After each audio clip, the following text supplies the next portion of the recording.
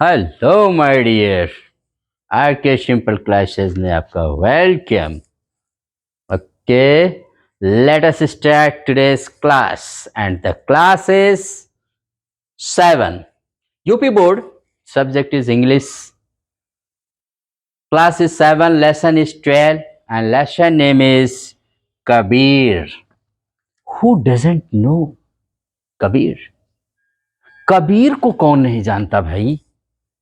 कबीर को पूरी दुनिया जानती है। भारत का बच्चा बच्चा कबीर को जानता है।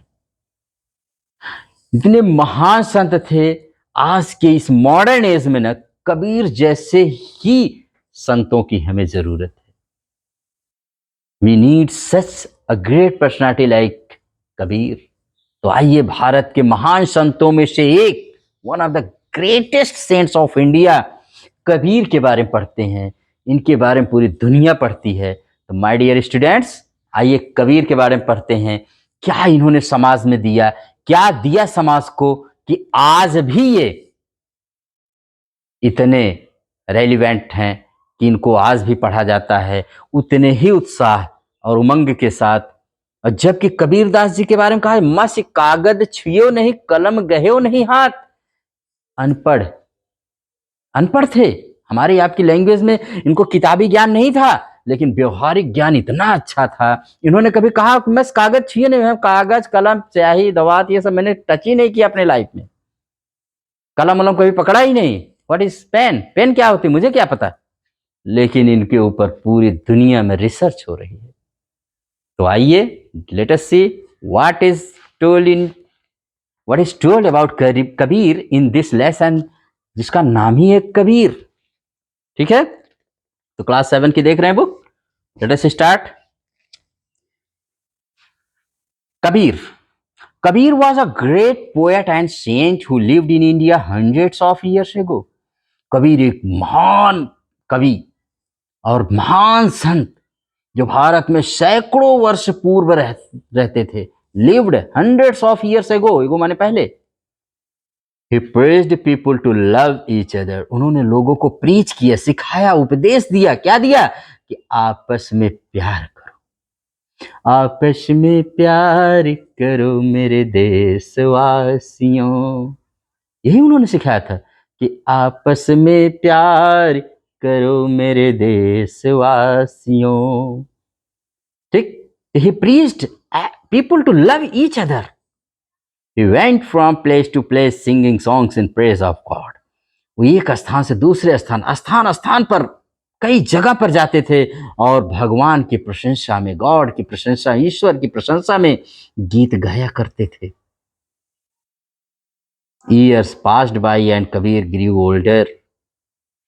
समय गुजरते गए, वर्ष बीतते गए, कबीरदास जी बूढ़े हो गए।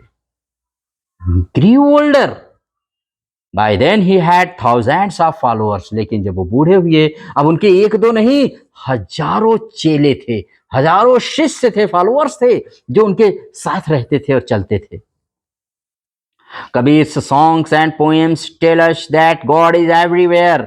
कबीर के सॉन्ग्स और पोएम्स जब आप पढ़ेंगे, ये हमें बताते हैं ना कि गॉड हर जगह है। God is everywhere, everywhere God is. Writing so that he was a true saint. और उनके जो उन्होंने लिखे हैं, उनके लेख ये दिखाते हैं, शो करते हैं कि he was a true saint, कि वो सच्चे संत थे। सेंट वो होता है जो दूसरों के लिए जीता और मरता है, अपने लिए नहीं। उसको सेंट कहते हैं। He cares for others not for himself, that is saint. संत जिसकी कृपा का कोई नहीं होता अंत, वही तो है संत। इतनी कृपा करता है लोगों पर कि उसका कोई नहीं है अंत, इसीलिए कहलाता है संत। A few of his couplets are given here, which show that he was a great thinker and a social reformer too. यहाँ नीचे उनके कुछ दोहे, कपलेट्स, दो दो लाइन के दोहे दिए गए हैं जो ये दिखाते हैं कि कितने महान, great thinker and social reformer too, कितने महान विचारक और समाज सुधारक थे कबीरदास जी। कबीरदास जी, जैसे इनका देखिए कपलेट पढ़िए। ऐसी वाणी बोलिए मन का आपा खोए, और इनको शीतल करे आपहु शीतल हो, आपहु शीतल हो। यहाँ पर कबीरदास जी कह रहे हैं कि ऐसे ऐसे ऐसे ब्यूटीफुल स्वीट वर्ड्स हमको बोलना चाहिए कि हमारा घमंड चला जाए लेकिन दूसरे को कोई कष्ट ना हो। और अगर हम ऐसा बोलेंगे तो हम कभी भी जीवन में कष्ट नहीं पाएंगे। We will never get sadness. हम in our life we will never get any type of sorrow in our life. हम कभी, और किसी से हमारे झगड़ा नहीं होगी, किसी से भी हमारा झगड़ा नहीं होगा।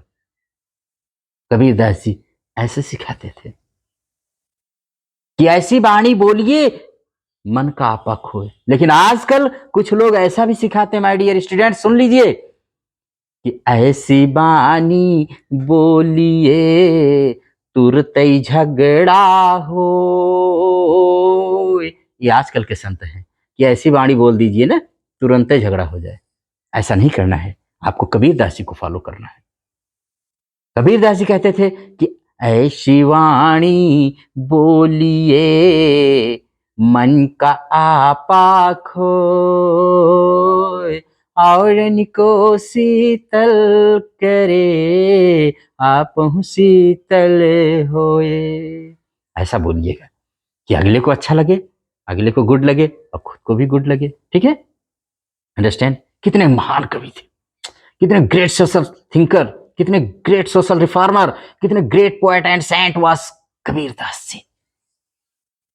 और क्या है दूसरा दोहा देखिए, कबीरा खड़ा बाजार में सबकी मांगे खैर, ना काहू से दोषती ना काहू से बैर, ना काहू से दोषती ना काहू से बैर।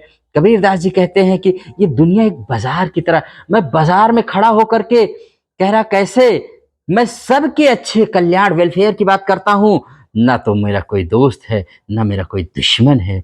हमें समभाव में रहना चाहिए। बहुत गाढ़ी दोस्ती, बहुत दुश्मनी, ये सब हमें नहीं करना चाहिए। आप जब मानव के कल्याण के लिए करेंगे तो आपसे किसी की दोस्ती तो हो सकती है लेकिन दुश्मनी कभी नहीं होगी। ये मानवता की बात कर रहे हैं। He is talking about the he is talking for the humanity, whole humanity's welfare. पूरी मानवता के कल्याण की बात करते हैं कबीरदास। देखिए इनके दो दोहे से ही कितना संदेश हमें मिल गया है। तो आप ऐसे ही इनके बहुत सारे दोहे हैं, बहुत सारी अच्छी अच्छी बातें इन्होंने जीवन को चलाने के लिए, इनके बातों इनके दोहों में सारे सिद्धांत, सारे जीवन के गुण छिपे हुए हैं। आगे देखिए, Kabir taught everyone to love God. Kabir ने सबको सिखाया कि आप सिर्फ ईश्वर से प्रेम करिए, love to God. He always said, वो हमेशा कहते थे, Kabir is the child of Allah and Ram. Kabir ना अल्लाह और राम दोनों का बच्चा है, दोनों की संतान है भाई। मैं सिर्फ अल्लाह को ही नहीं मानूंगा। और आप जानते रहिए ये मुसलमानों और हिंदुओं को बहुत फटकारते, दोनों को फटकारते थे। इतना डांटते थे, इतना डांटते थे ना कि दोनों की बोलती बंद कर देते थे। इसीलिए कभी कभार दोनों इनसे नाखुश रहते थे, भी जानते रहिएगा। न हिंदू इनसे खुश रहते थे ना मुसलमान, क्योंकि दोनों को डांटते थे। और आप तो जानते हैं घर में अगर आपको कोई अच्छी अच्छी बातें बता के डांटता है ना तो आपको बहुत बुरा लगता है, लेकिन आप नहीं जानते को आपको क्या बना रहा है। वो आपको कबीर बना रहा है, आपको वो चीजें दे रहा है जो आप इस समाज में नहीं पाएंगे। ढोंगी बहुत सारे घूम रहे हैं तुमको मिसगाइड करने के लिए, अच्छा तो कोई शायद मिलेगा। But people did not like this. जब उन्होंने कहा कि कबीर ने कहा कि I am the child of Allah and Ram, ये बात लोगों को अच्छी नहीं लगी, नहीं पसंद किया। They took him to the emperor, उन लोगों ने उनको पकड़ करके राजा के पास ले गए, सम्राट के, एम्परर में सम्राट के पास ले गए। एम्परर और किंग में थोड़ा सा तो अंतर होता है, एम्परर राजा से बड़ा होता है, एक एम्परर के अंडर में कई राजा हो सकते हैं। वो सम्राट होता है और राजा होता है, king and emperor. The emperor heard people's complaint and ordered his soldiers. और जब सम्राट ने, एम्परर ने लोगों की शिकायत सुना तो उसने अपने सैनिकों से ऑर्डर दिया, आज्ञा दिया, throw this man into the river, इस आदमी को ले जाओ, यानी कबीरदास जी को ले जाकर पकड़ के नदी में फेंक दो, throw into the river, river में फेंक दो इसको। The soldiers threw Kabir into the river, और सोल्जर्स ने उनको पकड़ा, उठाया और ले जाके एक नदी में फेंक दिया, जाओ। But he did not drown, लेकिन जो सोल्जर्स ने फेंका था, अरे रे रे रे रे, अरे कबीर ये तो डूबा ही नहीं, अरे कबीरदास जी नदी में डूबे ही नहीं। The next time they put him in a hut and set fire to it, अगली बार उन्होंने कबीरदास जी को एक झोपड़ी में ले गए और आग लगा दी पूरी झोपड़ी में, चलो भाई जल जाइए, एकदम से फिनिश हो जाए। कौन? कबीरदास। दे द हट burn down but Kabir was safe, पूरी झोपड़ी जल गई, कबीरदास जी एकदम सेफ, सुरक्षित निकल आए। मतलब सब कुछ जल गया, कबीरदास जी को थोड़ा सा भी नहीं जले। Finally they through him in front of a mad elephant, और अब जब सैनिक सोल्जर्स परेशान हो गए कि नदी में, रिवर में ड्राउन नहीं किया और फायर इसको जला नहीं पाई, आग ने इसको नष्ट नहीं कर पाई कबीरदास जी को, तब क्या करे, उन्होंने उसको उठा करके कबीरदास जी को एक एलिफेंट, मैड एलिफेंट, पागल हाथी के सामने फेंक दिया। कहा अब ठीक है, अब बचो। दे थ्रो माने फेंकना, बार बार देख रहे, थ्रो, सेट फायर टू माने आग लगाना, तो उन्होंने उसको कबीरदास जी को उठा के एक मैड एलिफेंट के सामने फेंक दिया। कहा अब बचो। Instead of killing Kabir the elephant run away without harming him. Instead of माने के स्थान, कबीर को मारने के स्थान पर वो पागल हाथी खुद ही भाग गया। Ran away without harming him, उनको कोई हार्म नहीं पहुंचाया, कोई नुकसान, कोई उनको चोट नहीं पहुंचाई, और खुद ही भाग लिया। On being defeated several times, the emperor set Kabir free। इस तरह से उस सम्राट ने, उस एम्परर ने देखा कि मैं सारे उपाय करके हार गया, बट कबीरदास जी मरे नहीं, तो उन्होंने कहा भैया अब इनको छोड़ दो, कबीर को सेट फ्री।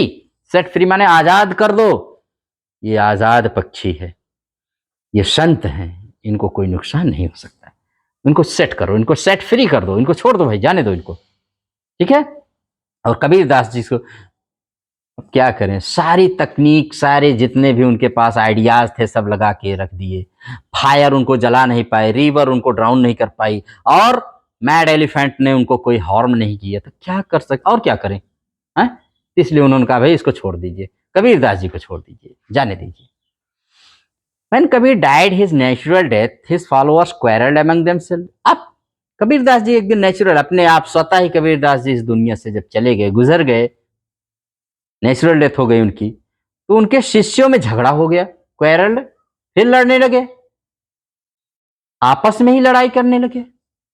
कबीरदास जी कितनी अच्छी अच्छी बातें सिखाए, बेटा आपस में लड़ाई और झगड़ा मत करना, love to God, love God को लव करना। लेकिन जैसे ही कबीरदास जी मरे, वैसे ही लड़ाई झगड़ा उनके फॉलोअर्स में शुरू हो गया। और झगड़ा किस बात को हो गया कि उसमें हिंदू और मुस्लिम दोनों इनके फॉलोअर्स थे। आगे देखिए, the Muslims wanted to bury his body and the Hindus wanted to burn his body. दोनों ही बी से है, बर्न माने होता है जलाना, बरी माने होता है दफनाना।